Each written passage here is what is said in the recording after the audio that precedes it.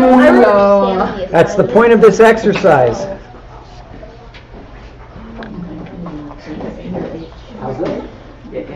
Hey, I used to have more than just an inner atheist. I didn't have an inner anything else. So,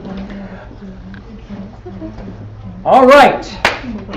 So, you're going to be presenting your eulogies / requiems. You're going to stand up here and give them to us one at a time. So, who is brave enough to go first? I didn't understand what we were supposed to do, so she was going to volunteer. I'm very sorry. Okay, why don't you listen and see what you think you would say, even if you're just paraphrasing. If it's not eloquently crafted, you can write it up later, okay?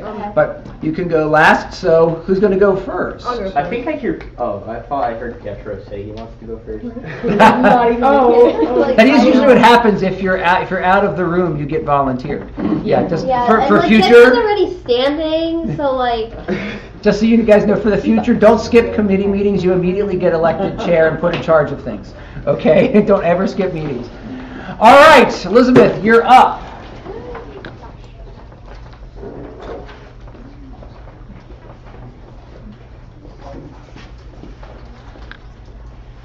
When we mourn and speak of the dead, we rarely talk of the people themselves, but rather, we always talk of the dead's impact on the people around them.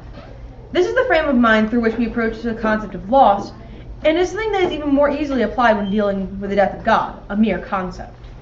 We do not weep for the loss of the presence of a mystical figure in our culture, but rather for the death of the impact of his teachings. We are taught by this God to love each other, to forgive people, and to live as blameless life as possible. The death of these beliefs provokes an important question. How do we cause people to desire to be good and just without some kind of divine incentive? This is why we mourn the death of God, because we no longer have a reason to be good and just, nor do we have a way to control those around us, and that is the true loss. Can I just leave this here? Yeah, you can leave that there. You want to explain why you did it? Yeah, the reason why it sounds so formal is that I was trying to think because we've been reading all these Enlightenment philosophers, I wanted to talk like a philosopher, so that's why I use high-minded terms like that frame of mind and things like that. I wanted to sound like I was a philosopher talking about the death of God. You want to be fancy. Hey, she just wanted to be fancy and flex her. Also, I don't think I can actually write any other way that's super formally, so I guess that's just my... But there's nothing wrong with that. It'll serve me well. All right, who would like to go next? Pietro. Ketro.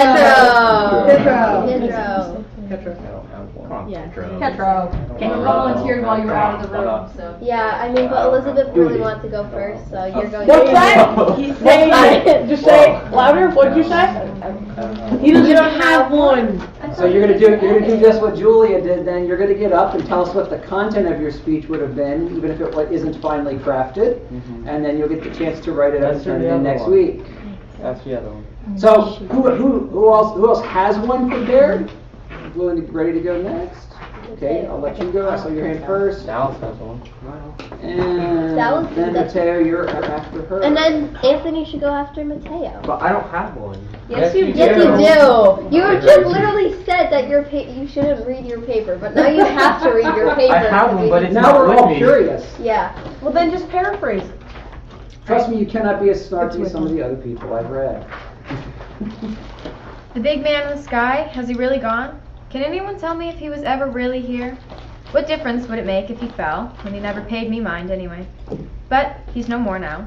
No longer will your God, your crutch, your perfect prince, be there to catch you when you fall. He's dead and soon forgotten. Now that he's finished, maybe you'll see that we humans are all we've ever had. Maybe, may he rest in peace, knowing science and humanity are here to carry on his kingdom forever. That's scary. That's a saint. I think I might have did mine wrong, but I don't think it's the wrong way to do it. Give us a shot, Mateo. I'll print it out over the week and then I'll hand it in next week. All right, you can just email it to me if you want. Okay, that works too. But yeah, I'm pretty sure I did this completely wrong. Let me just...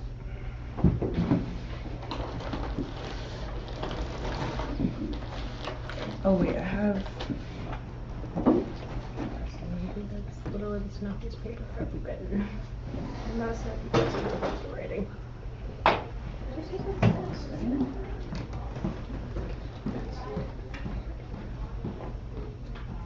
Okay, so when he said when you're in the email, he said write it as a humanist, like as that perspective.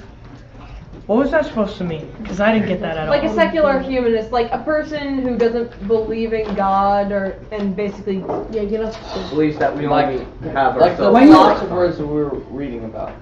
When you have a question like that, just send me an email or ask Mrs. Jenkins, and I'll reply to you so that way you know what it is. Okay, So so don't be afraid to do that. can I just redo mine real quick and have someone else go because I did this completely wrong. Okay, yeah, let someone else go. So then You can come back. Okay. Anthony, you should go. Oh boy. Read your paper. Hopefully it's something good. Really good. And also, look up this. God was a being that was constantly in my life.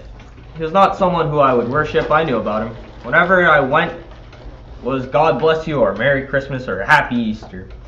I did though enjoy the ability of drinking his son's blood, which nearly was alcohol that they blessed. Jesus, his son, is not here as far as I see, which proves that he was only a human prophet. And this God has no body. Then how shall we ever see him? This belief on some stories in an old book are easily dismissed. Jesus did not rise from the dead. What can we trust? This blind faith is hardly satisfactory. Saying that God suffers with us while saying he is broader than human emotions, it is easy to hear what you want to hear. That you want to have eternal life, or praising this creator will bring you prosperity in your life. But I'm not here to disrespect the dead. He did help many people in times of grief or weakness. The ability of believing in a higher power is interesting on the mind. This belief that you can be saved also makes people want to be a better person. This in turn helps the world. But churches do profit on the gullibility of their believers. Some priests have secrets like Lamborghinis for the Lord. Or churches become similar to for-profit corporations, sucking the money away from from the money that the followers hardly earned. This corruption on higher levels does prove we are flawed. And for all that, we do believe in him, and those do not. He is in our lives, whether we like it or not.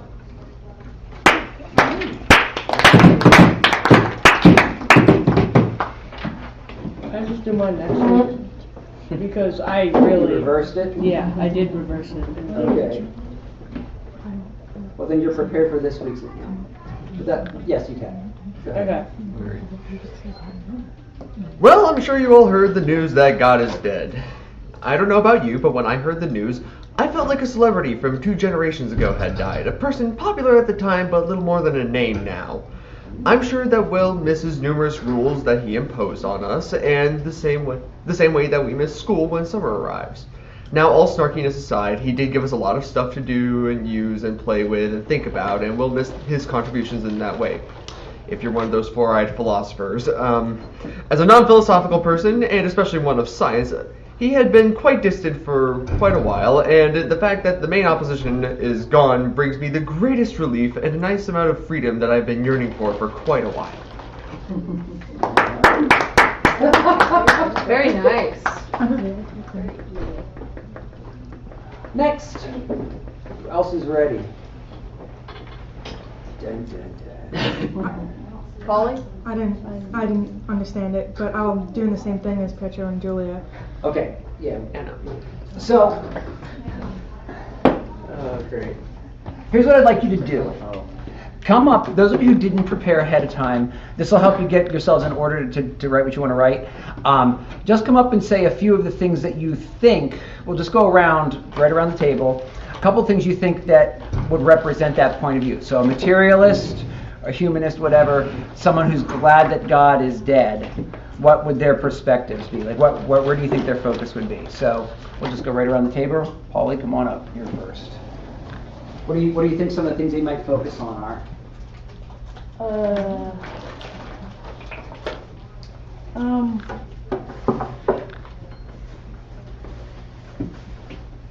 I just got put on the spot, so. You also get it easiest because you're first. Sure. Sure. I think it kind of, to some people it proved that he was just a normal human. It could have been all lies what he brought up, and some of them didn't know he rose again. So it was kind of just like what Ian said, like celebrity, it's really just like someone who comes and goes. Okay. So like that's definitely something I would bring up. Cool. Okay, so you're focusing on Jesus, not God generically. But that's good. Okay. Go ahead, Jay. You're next. Okay, so what's the question again? Just what are some of the things? Like, you can even use your notes because you tried to write something. You wrote a verse. Like, what would you focus on if you were writing this again? If this is a eulogy for God, you're glad God is dead. What do you want to say about it? What are some of the things you'd bring up?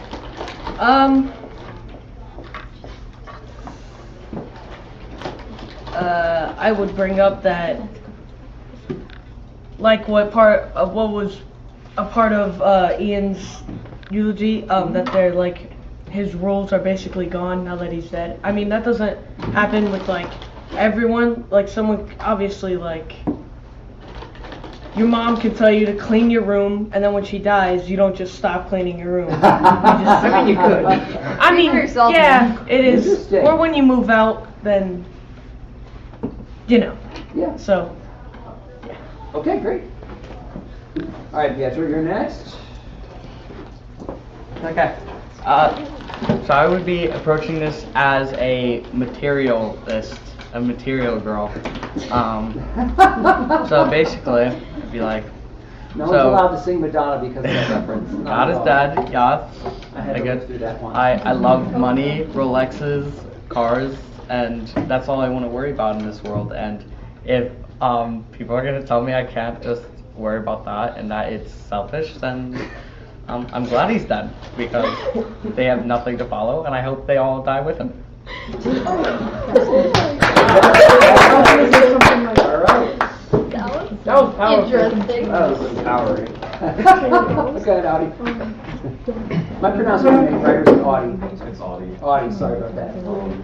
So I haven't done this. I just Yeah, sure. wrote one now. Yeah, just- I couldn't actually read. You should. That's okay. That's everybody didn't get to do it yet, or forgot to do it. You're just giving some perspectives to give us context. No, I have one, like, Okay. written, kind of. You claim God is dead, yet was he ever here? All of those proclaimed miracles can be proven through science. The supposed Holy Spirit that shone itself when he was baptized was simply a migrating bird. Because he is officially gone, we no longer have to listen to all the whiny Christians about their crazy religion. Okay. All right. Okay. Next.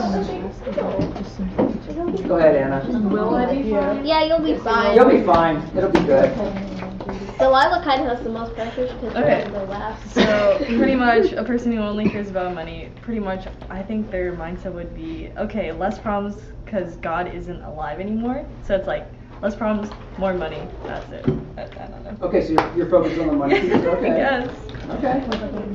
Yeah, and materialism in this context doesn't just mean like material girl kind of stuff. And now I have to use the reference. It also means just believing there's only matter, that there is nothing beyond the physical world. Okay. So it's like how I would think of it is like God's dead now. People have like mixed emotions. Like some people are crying in their homes, other people seem mad and raging in the streets, while other people are celebrating at bars. I personally am pretty happy that God's gone because we've been lied to generation after generation that God was here, but now he's dead, proving that he might have been here, yet he's dead now, which shows that he's no longer going to be with us, which means that people have a right to be mad or happy. So, thank you. All right. Basically, it's the I don't care, it's up to you standpoint. Yes. Okay, great. Go ahead, Delilah. Okay. So as a materialist, I feel like they would say, like, because he died, he's not really immortal. Like, how powerful was he? Because, like, how strong was the base of your religion if God just died? And I was gonna say what Audie said about, now I don't remember what he said, but I was gonna say it. Anyway, that's kind of it. Okay. Also, question: did Anthony go? Sure. Yeah, he went. I was gonna say how I think when he hit that, how I think when he hit people the in materialists DSP don't have to books worry about was like heavy, the just white Yeah. Christians like trying to like push this. their religion on them. Okay, there you go. You're trying to push the religion on others. Yeah, okay. He started worrying about the NBA. You can probably read it later. Like on a full-on rant. That's why it's a family punishment. You run with some spears and they're something stupid. Okay, so just so you can know that you couldn't possibly have the meanest things to say, I'm going to read to you from one of the more famous atheists in the world right now, a guy named Richard Dawkins, an evolutionary biologist. In his book, The God Delusion, he writes this. He says, the God of the Old Testament is arguably the most unpleasant character in all of fiction. Jealous and proud of it, a petty, unjust, unforgiving control freak, a vindictive, bloodthirsty ethnic cleanser, a misogynistic, homophobic, racist, infanticidal, genocidal, filicidal, pestilential, megalomaniacal, sadomasochistic, capriciously malevolent bully. He got Yeah, that's in his book. That's in his book, The God Delusion. So just so you know, you had no chance of getting as extreme as he did. Okay. Unless now, if one of us who didn't do the paper heard that, and What? that will make it even more. I feel like now you can take it as like a throwdown. Like Huh? irresponsible. I was trying to go for number one, and he just took the crown with me. I was trying to go as mean as I could. I always think of like people like that. It's just like wait until they like see like once they die or something like that. Sure. Like, I can think of like standing in this like in the day of judgment and just be like, well, that's great. Yeah, it was a I'm homework happy assignment. It was a homework. I just imagine like Jesus standing there with like the page, with like that page right here. So let's just go through this again right here, like. Well, and it's been widely critiqued of Dawkins, quite apart from Christians critiquing him. Other atheists have critiqued him for misunderstanding Christianity. So he's doing what's called a straw man argument. You set up a mockery of the other person's position, and then you feel great about yourself when you've torn it to pieces. But it was never anything very solid to begin with because you didn't understand it well enough. Okay, so even his other atheist friends will say he really doesn't understand not only Christian theology, he doesn't even understand the Old Testament. Like if he could go to the local rabbi and get some context for what he's saying and for what he's reading. So, but he in response to that criticism has said, well, I don't waste my time learning about things that aren't worth learning about. So. Right. So he doesn't feel that he needs to learn anything about it in order to critique it. Ironically, a lot of the atheists that end up reading the Bible actually come to faith being like, oh, yeah, he's right. Wait, there was this quote I saw. Hold on, I have it. Please. Could you grab my coffee off my desk? I forgot. Not like a quote, but like a saying. Mm-hmm. Yeah, those who don't understand books written for grown-ups shouldn't talk about them. That sounds like a Mark Twain-ism, but who wrote that? I don't like it wasn't a quote. Oh, okay, okay. What'd you say? Those who don't understand books written for grown-ups shouldn't talk about them. That's kind of like silly. Really send that for kids. So that's great. Yeah. Yeah, exactly. So we're going to dig into this a little bit today. I'm overloading you with Chesterton today because Chesterton is one of the great prophets of Christianity in the 20th century. He was right on the cusp of all this stuff. First of all, a great thing about him was that all the arguments that you guys are studying from the Enlightenment and everything like this, they were coming again to a point. They came to a point at several places, but they were coming again to a point in the early 1900s. And Chesterton was there as just this crazy guy who was so insightful. Like he could just you ever meet people who they can see right through like the 5 different layers of illusion that someone wants to put up. He can go right around that. He's incredibly insightful, and then he had managed to turn it around and make it understandable for the rest of us. But we're going to talk a little bit about this. You've been coming at it from this angle, like what would, and we're going to go a little bit further down that. And then we're going to start to reverse directions and look at it from the other side. It's really important to understand the other person's point of view. You guys they've read Leviathan? Yes. Okay, so Thomas Hobbes once said that real disagreement is a genuine achievement. most people don't listen to each other long enough to really understand the other point of view.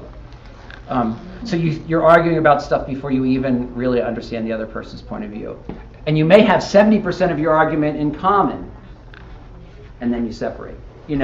So it's only 30% you're arguing about. The great thing about Chesterton, he was great friends with George Bernard Shaw, who was one of the leading atheist artists of his day. And they would debate publicly. And they were friendly with each other. They could have those conversations in a public forum and disagree with each other vociferously and then go out to dinner with each other. So you could tell they genuinely understood each other, and the more they debated with each other, the better they understood each other's positions. And towards the end of his life, Shaw said, I really enjoy arguing with Chesterton, and every time I argue with him, I come to agree with him a little bit more, and I wonder if I argue with him long enough, if I won't come to agree with him entirely. Okay? So learning to see the other person's point of view is important. It's just as important for us as Christians. So to dig down a little bit deeper on what we just started with, what do you hear as some of the common criticisms of either Christians or Christianity currently, like in modern culture? What do you hear? Homophobic, okay. That's definitely one of the larger ones right now because of where our culture is. What else? We use our faith as a crutch. Good. Mm-hmm. Sorry, this pen's dying on me. Homophobic, faith as a crutch. Tell me more about that one. By crutch, what do you mean? We use it to support any kind of arguments we don't have a real backing for. We'll say, well, God said this, so it must be true type of thing. Like, we use the Bible as our only point of reference rather than taking into account things that, like, would actually be decent arguments. We use it as kind of a way of giving ourselves emotional backing for things when we should just be learning to deal with it properly. Just say, well, God doesn't want us to do this, so we just don't deal with it. Stuff like that. Yeah, we heard that in a couple of the reflections, right? I think, Addie, I remember it from yours, you focused a lot on like the parent that was never there and really isn't there anymore to catch you. You thought you were safe, but you're not, kind of thing. So yeah, that's the emotional side of it. What else? What are some of the other common criticisms?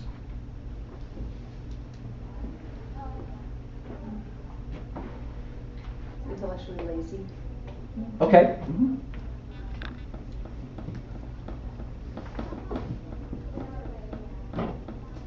Some people say it's racist and misogynistic. Yeah. I was going to say people think that we're very judgmental. Okay. People think we're cannibalists. Yes. That's huge. At least the Romans did. Mm-hmm. What was that one? Racist and misogynistic? They're just like, don't you eat like humans? Oh my god. Oh my gosh. What does misogynistic mean, by the way, guys? Hating women, basically. It's Hating against women. women. What's the opposite of it? Oh, sorry. Yes. I think it's like misandrist. What's Misogynistic. You're right. Very few people know that. Yeah. No, Ian brought it up in the car the other day. We were talking about something, and I was talking about like how I think probably a problem that a lot of people have with a lot of like girls anime that they don't have with a lot of girls television over in America is the fact that most girls television shows are kind of against men and try to point out like women are really the strong ones of the group and like men are kind of weak and pathetic.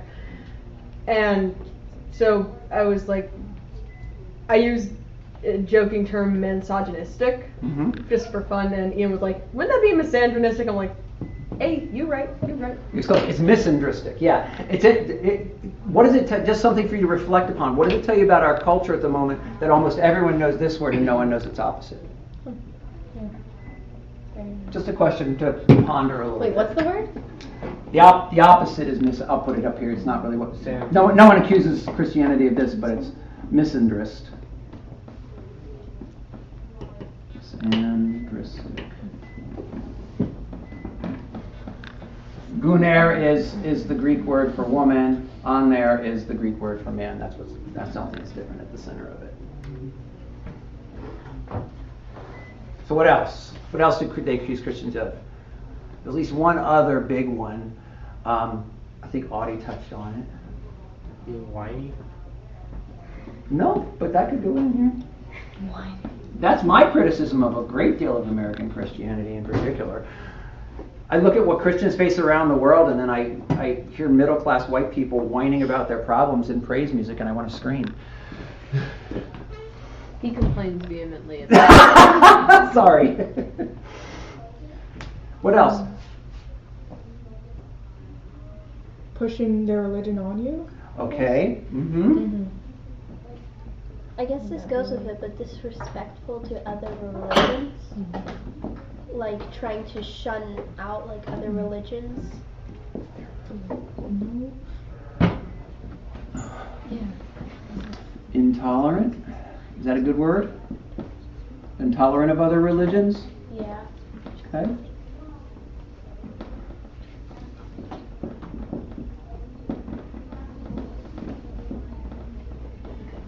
Anything else? Sensitive, if that makes sense? Say Like, more. oh, they're a Christian, you can't say that around them. Oh, okay. That's like the snowflake phenomenon. Yeah. Okay. Yeah. Okay. So Yeah. Christians are too sensitive. Sensitive, easily offended. Difficult things in fellow Christians. Yes. Like it's gonna.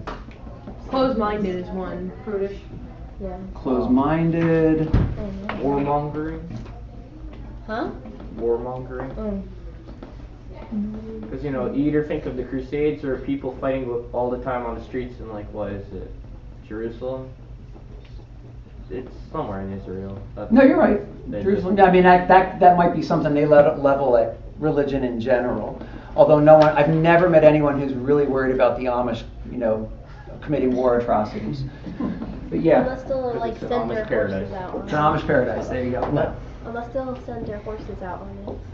To stand, They send their horses out. to like out on you, like. Oh yes. There you go. Yeah. The horses are actually drones.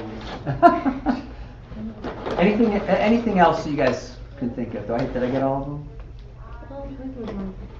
Like I feel like power hungry. Like the priests are like power hungry to be like, oh, I'm right below God. I feel like people think of okay. that like that. Why are you thinking? Self-righteous is one. Huh? Self-righteous. A lot of people think that's true. Power It's hungry. true of some people. Priests, pastors.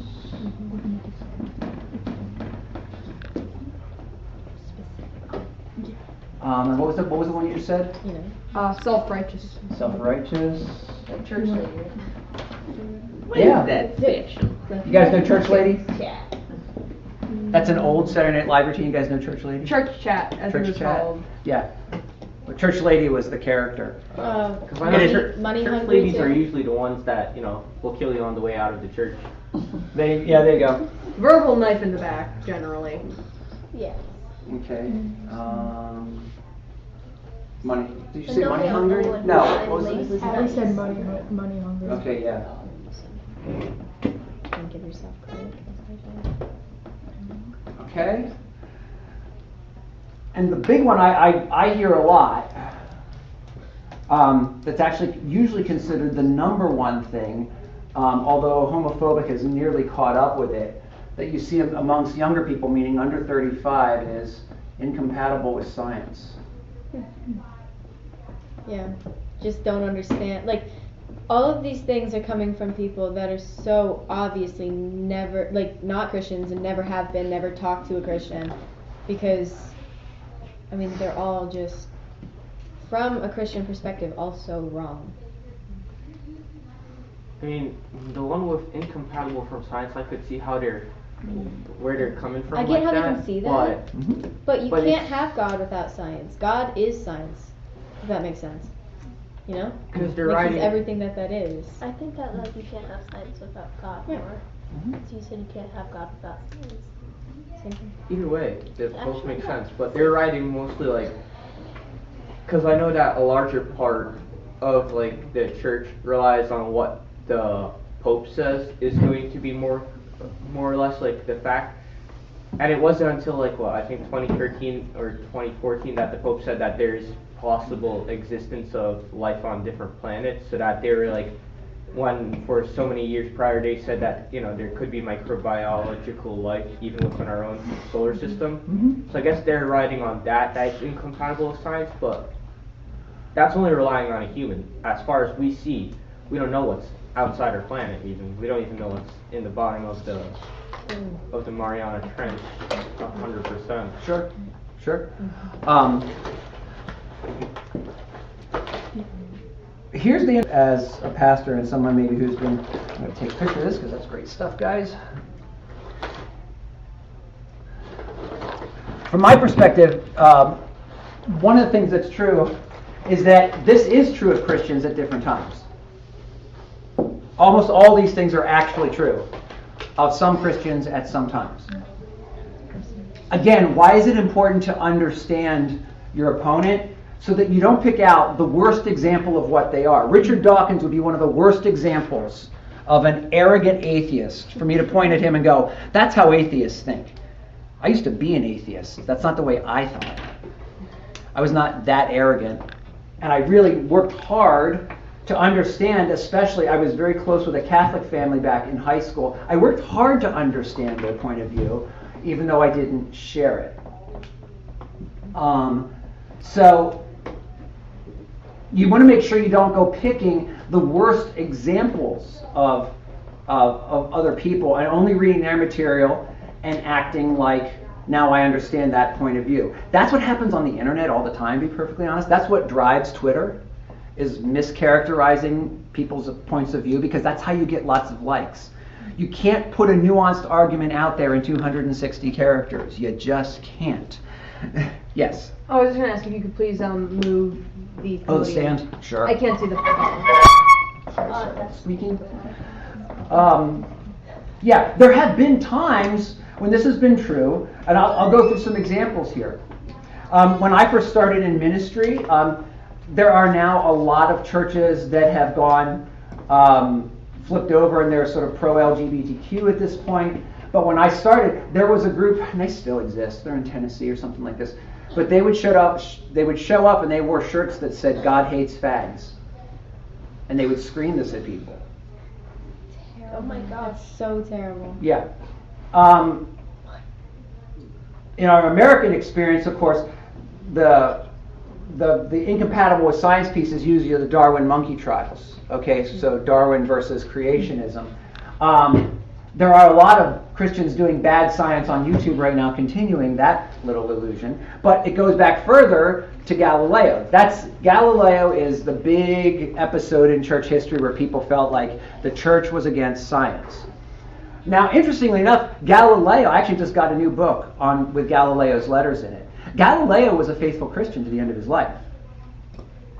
The magisterium of the church, meaning the Pope and the immediate, they agreed with his science. They knew he was right. What they said to him was, if we release this information too quickly, people are going to freak out. So let's prepare. Let's take a couple of generations and prepare people for the fact that what was Galileo's discovery?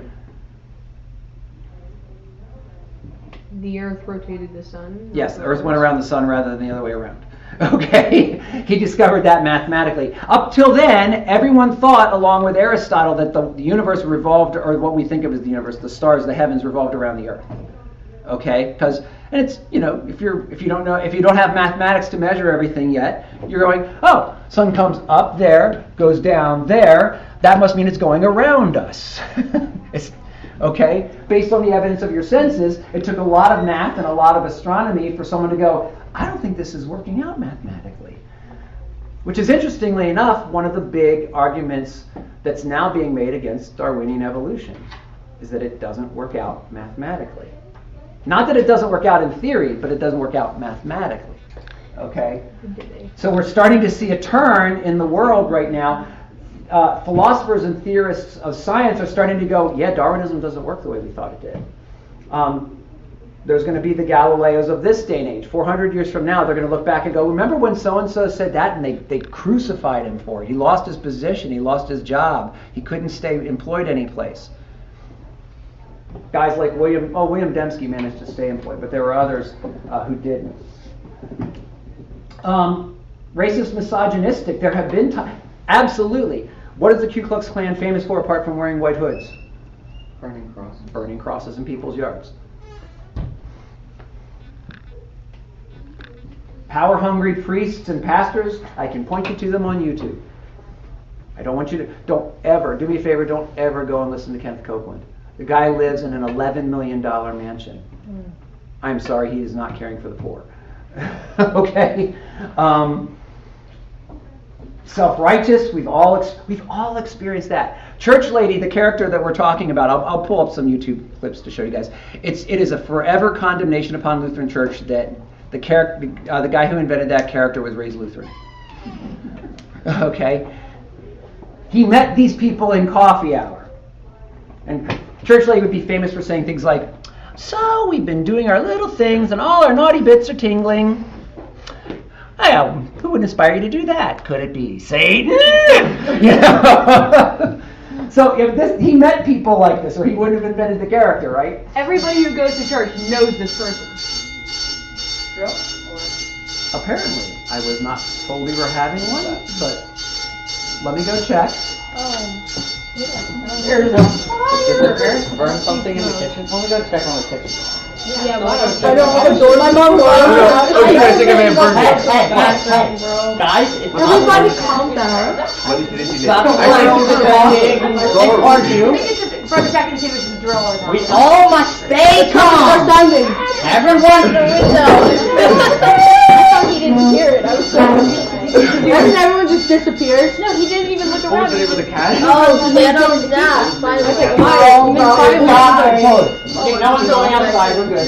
This is actually just a test of the alarm system.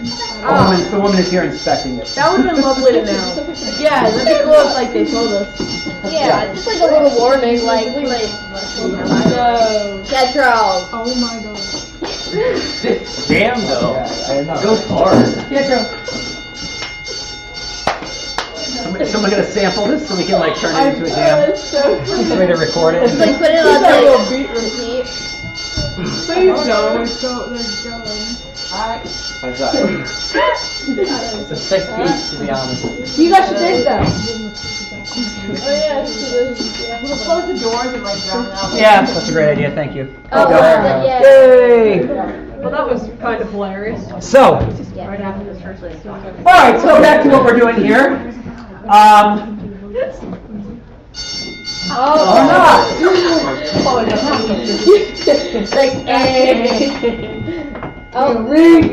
Just in case. Yeah. Close the doors, anywho.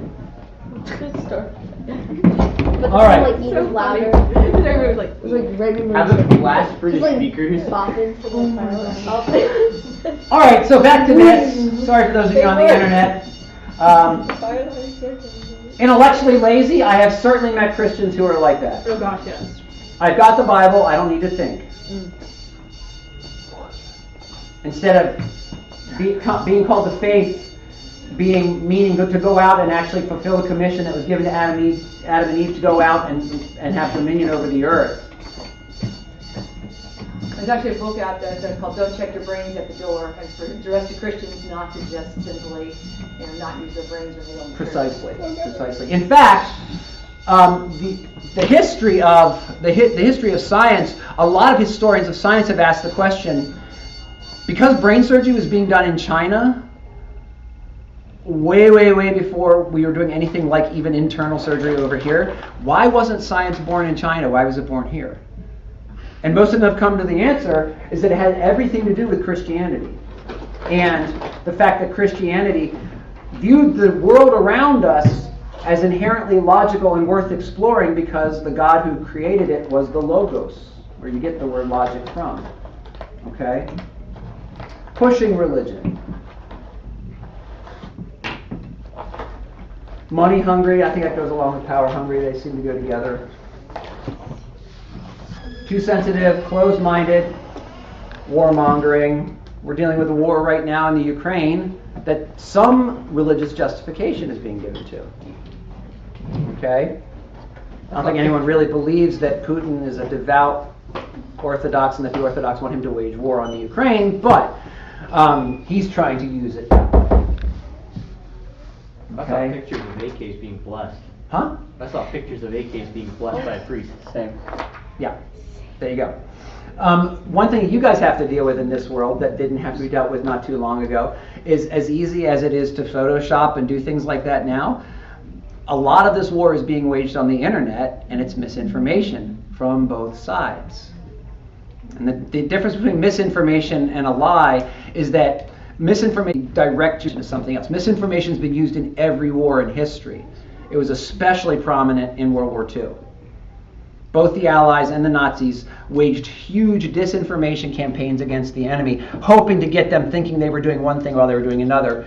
In one of my favorite movies of all time, Patton, you can see this because they take the greatest cavalry officer of all time, probably, and they put him on a tour of the Mediterranean. Sorry about that. That's okay. They put him on a tour of the Mediterranean, and the Nazis know they can't be possibly going to take their star player and put him on a shelf. So they think the invasion's coming from the south when in fact D-Day is going to come from England. Okay? So misinformation, you're deliberately trying to get people's minds going in the wrong direction. Okay? And both sides are trying to win the war of information right now because a lot of this war is being waged on the internet. You probably heard I heard it on the news when it came on this morning, that companies are supposed to shore up their websites because Russian bots are trying to take down companies' websites in order to hack our economy the same way we're hacking their economy with sanctions. Okay. Okay, so back to what we're looking at here. These are the things that people are going to accuse Christians of. And there's a good response to all of them. All these things have been true of Christians at one time or another. What's the central contention of Christianity about human beings? We're very fallen. Yeah. We're very fallen. People look at Christians and say, oh, they're hypocrites, they're all sinners. Yes, we are. That's why we're here. That's rather the point. That's the first acknowledgement you make at the door. The church is not for the perfect. Or even well, we're working on it. We're supposed to be working on getting better, but it's not for the perfect. The perfect don't need a savior. And we don't have any illusions that will be made perfect. We do have rules and laws that we're called to follow.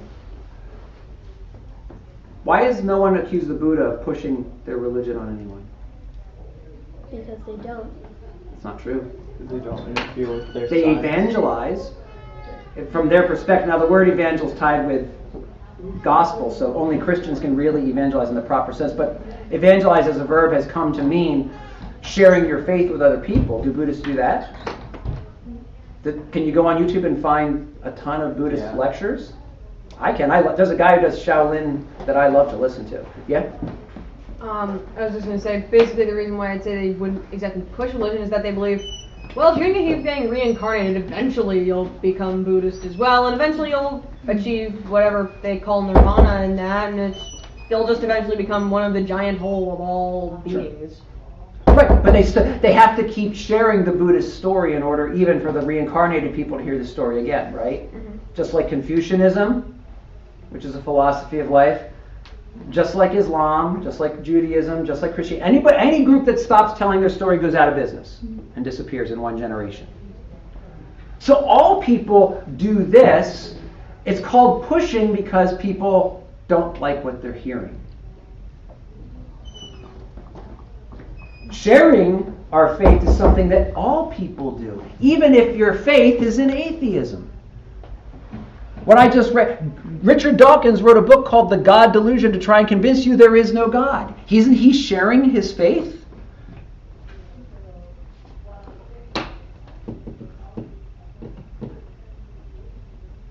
Closed-minded.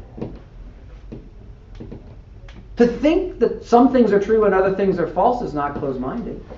It's only when you shut yourself off at the beginning and say, I won't consider that possibility, that you're closed-minded. Coming to a conclusion that something's wrong is what everyone does. even if they don't talk about it to their friends. You guys are likely at some point in your life going to be at a party where you watch one of your friends doing something remarkably stupid, usually under the influence of drugs or alcohol. Something that you know that they will regret in the morning. And you think to yourself, I am not doing that. You just judge them, even if you don't share it. Because you're choosing not to do what they're doing. Conversely, you choose to do something positive, and you're making a judgment as well. Toleration of other religions. What does tolerant mean? What does it mean to tolerate something? To allow it to exist whether you like it or not, basically. Right. To accept its existence, basically. What's that? To accept its existence. To accept its existence. So if I do this for another 5 minutes, will it annoy you? Well, I use the metronome at home, so I guess probably not. It would take me like a good 20 minutes to get. There you go. You're used to the sound. Tolerance means you don't like something. It implies it right up front. You don't have to tolerate what you like. You just go along with it because it's fun. To say to someone, I think you're wrong, is not intolerance. You're actually beginning to engage their argument. It means you take them seriously. If you just say, well, I don't care what you think, it means you don't care about them. You begin to take someone seriously at the exact moment that you say, I think we disagree. And I think I want to talk to you about that. You're so important to me as a person. I want to engage your idea that I think is wrong. Yeah, I'm going to try to convince you I'm right, but you're going to try to convince me you're right. And we're going to see what we can get at this thing. Are Christians supposed to be self-righteous? By our own confession. You guys remember the parable of the publican and the sinner? You guys know that one? It's one of Jesus' famous ones. It's one of his short ones, which is It's nice. usually, wouldn't that usually be called the Pharisee and the tax collector? Publican and, that's the King James, The publican is the guy who runs the bar. Okay? It's one of Jesus' famous stories where that he's talking to a group of self-righteous people, and he says to them, there was a Pharisee. And he was a priest, a rabbi, a teacher, a religious teacher. And he prayed like this: I thank you, God, that I am not like other people. Because I give what I should give. I pray when I should pray. I fast when I should fast. And there's another guy standing over there, a bar owner, who says, Lord, have mercy on me, a sinner. And Jesus says, I tell you, it's that one who went away justified, and not the self-righteous guy. When Christians are self-righteous, we're betraying our Lord, but we're affirming our creed, which is we're sinners in need of salvation. Oh, look, I just proved it. I was a jerk. And what are Christians supposed to do when we sin? Beg forgiveness. Yes! Repentance! For those of us who are in liturgical churches, we're in the middle of Lent right now. It's a whole season. We take 6 weeks a year and beat our breasts and say, Lord, have mercy on me, a sinner. Okay? Faith is a crutch. As a pastor, I can tell you, I meet people who use faith as a crutch all the time. A big part of a pastor's work is helping people mature in their faith, to stop using it as a crutch and grow up in their faith, to become more mature. There is a way in which we're supposed to rely on our faith.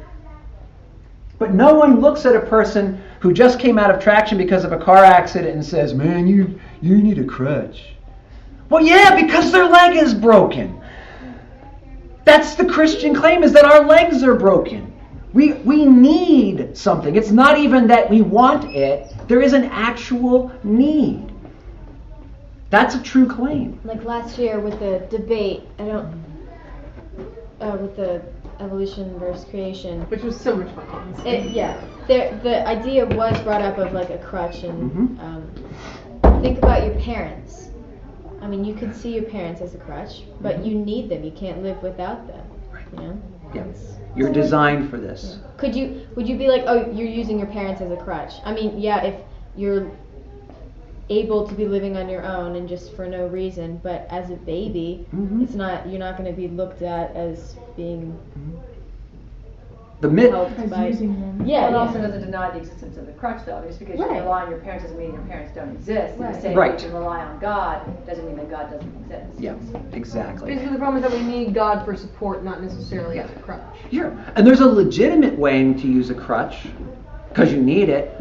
And then there's the person who continues to rely on their parents, to use your example. Yeah. I'm 35 and I live in my parents' basement. It's probably time to stop. You know, the goal is to grow into. Now, in the sense that we all need God, we never outgrow that crutch. In the sense that we use our faith to prop us up in artificial ways, in ways that the faith doesn't promise, we do need to outgrow. Okay?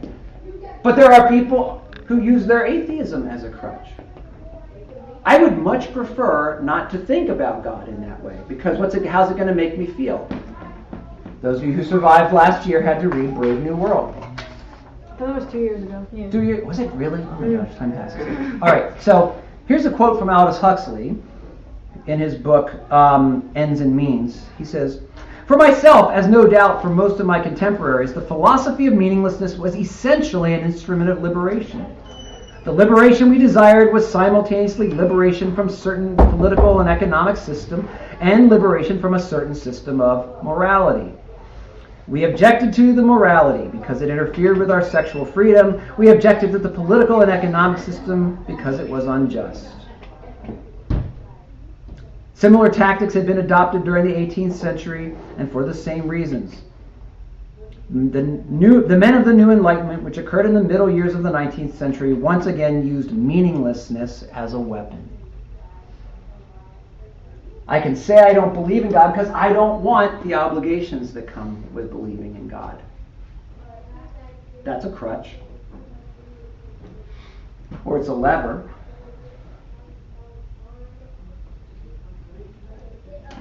Obviously, Dawkins is judgmental. I just read from him. A couple of years ago, there was a move to start amongst atheists to call themselves the Brights because they were smarter than the rest of us.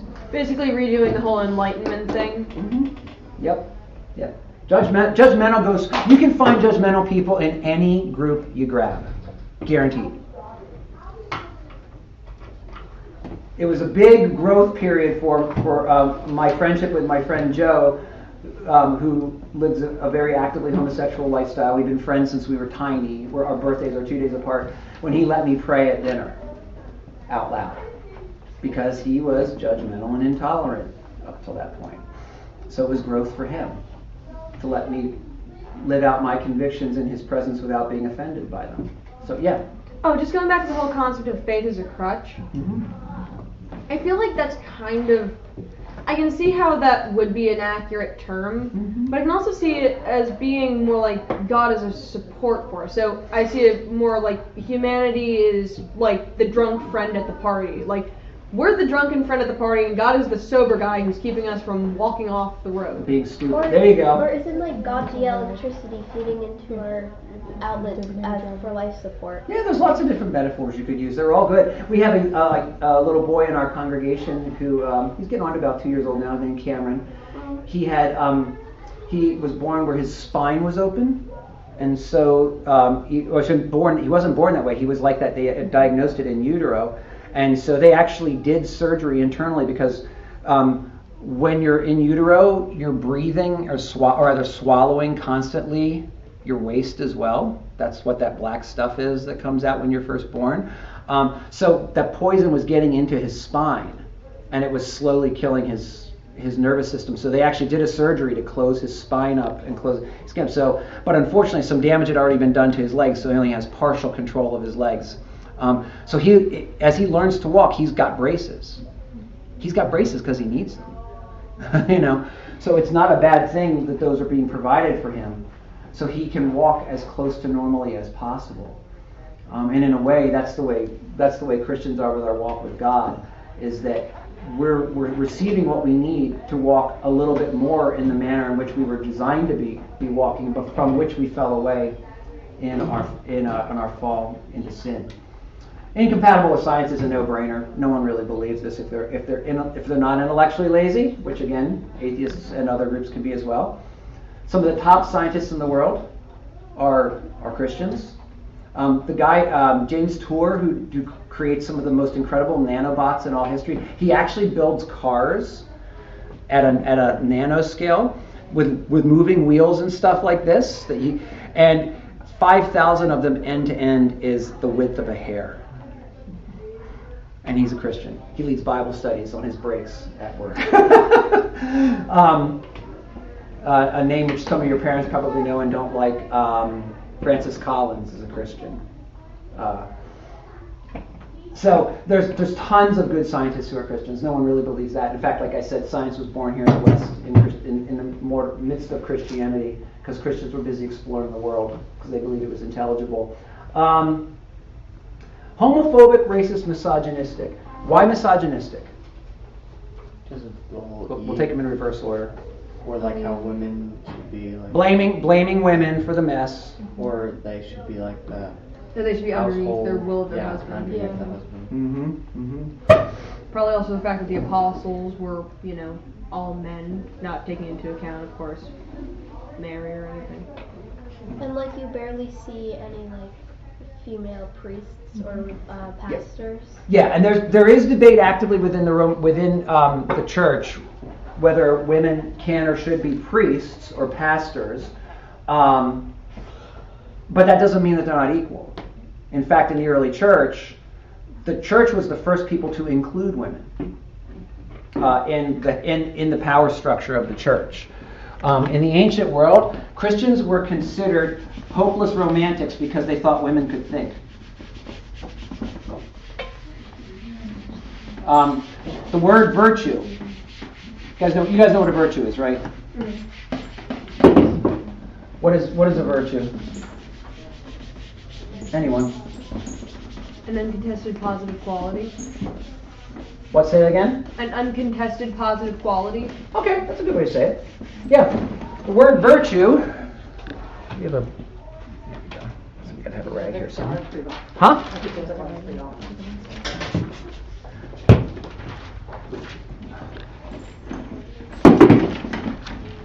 By the way, we're not going to give definitive answers to any of this stuff today.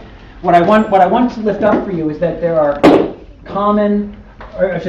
there are almost no-brainer logical responses to these things, even if there's nuanced arguments behind them. I want you guys to understand that these criticisms are usually partial and the result of intellectual laziness as well. The word virtue comes from the Latin word vir.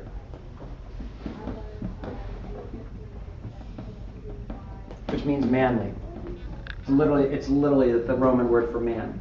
So in the Roman way of thinking, just because of their language, literally a virtuous woman was like a dog-cat. You couldn't be virtuous if you were a woman, because to be virtuous meant to be manly. Until a guy named Gregory of Nyssa, who helped write the Nicene Creed that some of our churches say every Sunday or close to every Sunday, wrote a thing about his sister, saying about how she was the best theologian he'd ever met, the best example of Christian virtue, and changed the whole game plan. Women were included in the company of the apostles right from the beginning, and all four Gospels list women as the first witnesses to the resurrection. Despite the fact that would have actually undermined their authority in the ancient world. Christians included women from the very, very beginning. However, it is true, historic Christianity does not consider men and women interchangeable. It also doesn't mean they have to do the exact same things to be equal. And that's different than the modern way of thinking. The early feminists didn't believe women and men were interchangeable either. That's only fourth wave feminism that's gone that way. Not I say the early feminists, I mean like 80 years ago, just so you know. I don't mean that far back. Racist is really silly because multiple different races are explicitly included in Christianity from the very beginning. They're also included in Judaism. You know, one of the high priests of the Old Testament was black? Not Arabic, not Semitic, black. like from Ethiopia. And we Like, just I guess maybe I can see people thinking that we're racist because I see a lot of times Jesus is depicted as like white, which he probably wasn't because oh no, he's Arab. Middle Yeah, Eastern. he's Semitic. Yeah. Yeah. So I mean, I guess seeing that could be like, oh, they don't want to show him, like anything else other than white. Right. But that We just doesn't. see Jesus as being a reflection of the culture that we live in. So in a primarily white culture, we'd see Jesus as white. In a primarily Arabic culture, we'd see him as Arabic. We've talked a little bit about iconographic representation, how something portrays something else. A symbol points beyond itself to a reality that it's not deliberate. Like a photograph is meant to show you exactly what someone looks like. A painting is meant to portray their personality, not just what they look like. If you go and see a good, well-done portrait, the pose is chosen very carefully by the painter. Everything about the way they do the lighting is meant to tell you something about the person and their personality, so that it's more than just a picture, like a photograph. Actually, every culture portrays Jesus like themselves. If you go to Korea, Jesus has almond-shaped eyes and yellow skin, or what we call yellow skin. It's not yellow, but you know what I mean. Okay. Yeah, this is common all over the world. I can show you the Black Madonna from Ethiopia. So Jesus and Mary is very, very dark skinned. So yeah, but Christians were explicitly told to include all races. We're doing the book of Acts in our Bible study after worship, and it was about 2 or 3 weeks ago. We came across this list of 4 people who were ministering together, and one of them's name is Niger, which means black, literally because he had black skin. Just like the name Barnabas means helper, basically. He's like a great helper. People's names meant something, and this guy's a black guy in the middle of what we call the Middle East today, and there was already lots of different races available there. Christians were exhorted from the very beginning to include everyone. Yeah, there's neither Jew nor Greek, slave nor free, man nor woman. Yep. Mm-hmm. Galatians 3:28, if you want to know where that is. That's one you ought to have. If you don't have it committed to memory, you ought to be able to turn to your Bible in it really quickly when people say Christians are racists or misogynistic. In Christ, none of this stuff exists. Homophobic is harder in the modern context because, A, we think that sexual stuff is required to be happy. You heard that from Huxley just now, which is why his book was uncomfortable for all of us to read last year. Yes. Or 2 years ago. But Christians, again, are exhorted. First of all, the Bible never talks about homosexuals at all. It only talks about behavior. So certain behavior is proscribed. You're not allowed to do certain things. But that's true for both homosexuals and heterosexuals. Mm-hmm. And even the language of homosexual was invented by science in the late 1800s to talk about and try to move away from talking about Christianity, but to refer to not actually heterosexual was invented first. Heterosexual was invented to talk about men who wanted to have sex without the possibility of babies, and it was considered a disorder by psychologists because that's the natural fruit of having sex is babies. Babies come along at least some of the time. So you were separating out the ends from the means. I want what I want, but I don't want the consequences of it. That was considered to be irrational. And so homosexuals invented later as a follow-up to that, and it goes from there. I learned all this stuff from a scholar of this stuff of sexuality. Used to be a professor of queer theory at Syracuse University. He taught me this stuff. So actually, Christians are not allowed to hate gay people. We're required to love all people. And love is harder than toleration. Toleration means I take you seriously, but I disagree with you. Love means I have to support you and be with you through thick and thin. I mean, you can agree with a person, but you have to support them and help them. That's right. Yeah. We're one of the few cultures in history who has... Everyone's enjoyed sex. We're one of the few cultures in history that's tried to say that you need to have sex to be healthy. No one really thought that up until the modern period. But there's something wrong with not having sex. All cultures put boundaries around when and where you could have it. Because it meant tremendous things for stability of the culture at a purely natural level. What's the number one predictor, guys? Number one predictor that someone's going to end up in jail? If you had to guess. Number one predictor, far and away beyond everything else. Broken family? Yep. Both biological parents not in the same house. Doesn't mean it's an absolute thing. It's not like if this, then that. It's just a great predictor. A friend of mine ministers in downtown Pittsburgh. He has 5 generations of the same family worshiping in his church, because the women tend to have their first baby at 14 and the men aren't around. So all 5 generations, great-grandmother, great-great-grandmother, great-grandmother, grandmother, mother, on down to the daughter who now has a baby. Sorry, no, daughters first. So yeah, daughter, yeah, baby, daughter, mother, grandmother, great-grandmother, all in the same church. No men. It passes from generation to generation. Barack Obama, who's no great political conservative, was the first, what said this very openly. Okay? And that has everything to do with heterosexual sex, not homosexual. Heterosexual sex has just as many requirements in biblical view because God's rules are for the good of the whole community, right from the very beginning. Not just what we want, but for the good of the whole community. So there are responses to all the things we put up on the board before. These are probably the hardest ones to deal with in our culture right now. First of all, because we don't know our theology or our Bible. Second of all, because our culture has a very particular thing. It says you have to be able to do this or it's not right. But I have a very good friend who's homosexual. He would identify himself as that. Who's a pastor who's been celibate his whole life. He doesn't feel like he's losing out. He doesn't feel like his life is less complete than it would be otherwise. He thinks he lives a great life.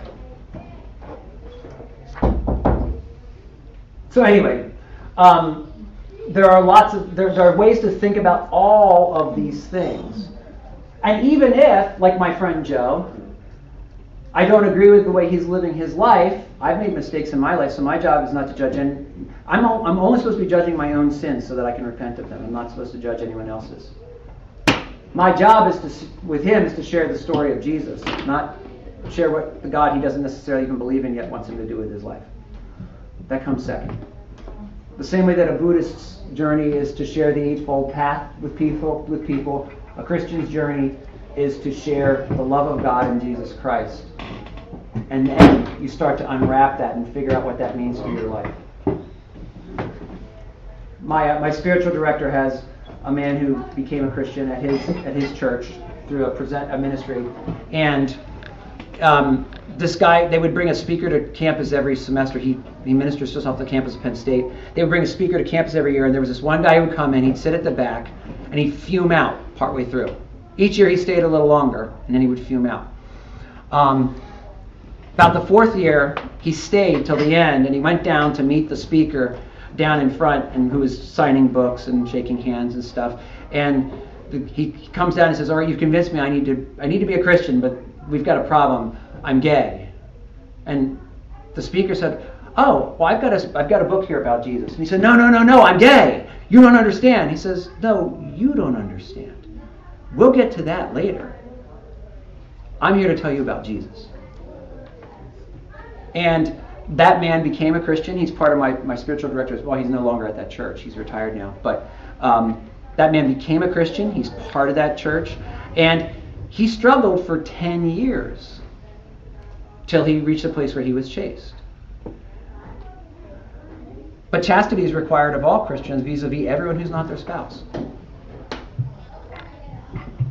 Not just him. And so there's a wonderful New Testament professor at our seminary who fits this category. And he wrote a book called Washed and Waiting that's all about his personal journey through this. And again, he doesn't feel like his life is missing anything. In fact, he can be articulate about what's present in his life now that wouldn't be if he was running against God and rebelling against God. So your homework for next week. We went a little long today. Got started a little late. Your homework for next week is, look at your page, please. Flip over to the back. You'll see your quotes from Chesterton. We will discuss them next week, so please read them. They'll give you some material for your homework. Your homework now is the opposite. So you wrote those of you who didn't write your requiem for this week, please do that, or your eulogy. Now your eulogy is going to be from God's perspective for a dying humanity. What is God's lament as he sees people reject the offer of eternal life or salvation? They have eternal life. What is his lament as he sees them rejecting the thing that he's giving them at the cost of the life of his own son, his own life as the second person of the Trinity? Okay? So, that's your assignment for next week. Thank you all for your attention, and we'll go from there.